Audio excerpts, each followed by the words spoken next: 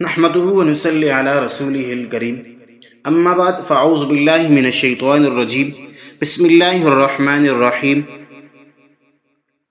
سامعین محترم، بزرگان دین، یہ رمضان المبارک کا بہت ہی مقدس مہینہ چل رہا ہے، اور رمضان کے آخری حشرے میں نبی علیہ السلام اعتکاف کا اہتمام کیا کرتے تھے۔ تو ہمیں اعتکاف کے مقصد کا پتہ چلنا چاہیے کہ اعتکاف کا مقصد کیا ہے، ہم اعتکاف کس لیے بیٹھتے ہیں۔ تو اعتکاف کا سب سے بڑا مقصد جو ہے وہ شب قدر 27ویں رات کی تلاش اور اس کی فضیلت کو حاصل کرنا ہے۔ یہ بات تو بالکل ظاہر ہے کہ جو شخص اعتکاف کرتا ہے اس کے زیادہ تر لمحات اللہ تعالیٰ کی عبادت میں گزرتے ہیں۔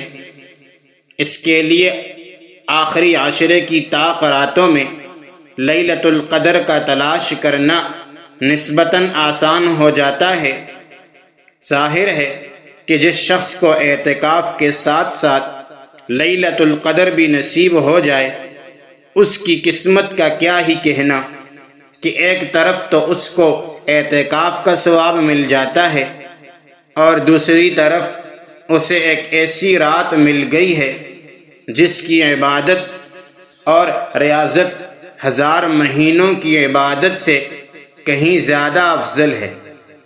پھر یہی نہیں، اسے حضرت جبرائیل امین علیہ السلام اور ان کے ساتھ اترنے والے جو فرشتے ہیں ان کی جانب سے تمام برکات سے اس کو بہت سارا حصہ بھی مل جاتا ہے۔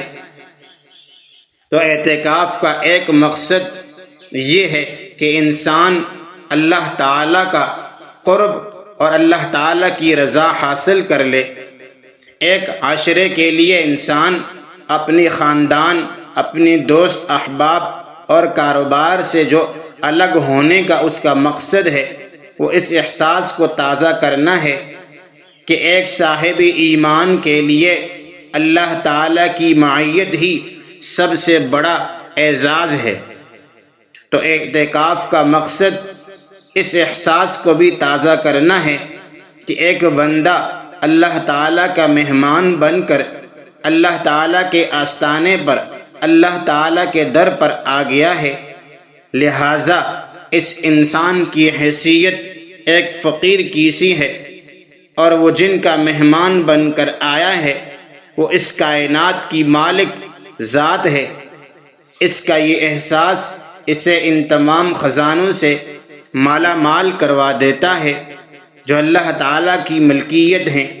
پھر یہ بات بھی 100% سچ ہے کہ اگر ہم کسی دنیوی طور پر بااثر اور امیر شخص کے مہمان بنے تو وہ اپنی حیثیت سے بڑھ کر اپنے مہمان کی عزت افزائی کرتا ہے۔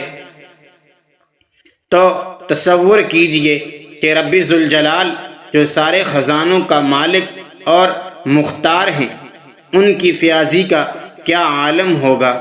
تو اعتکاف اس وقت ایک عظیم الشان عبادت بن سکتا ہے کہ جب معتکفین اسے اس کی روح کے مطابق سر انجام دیں۔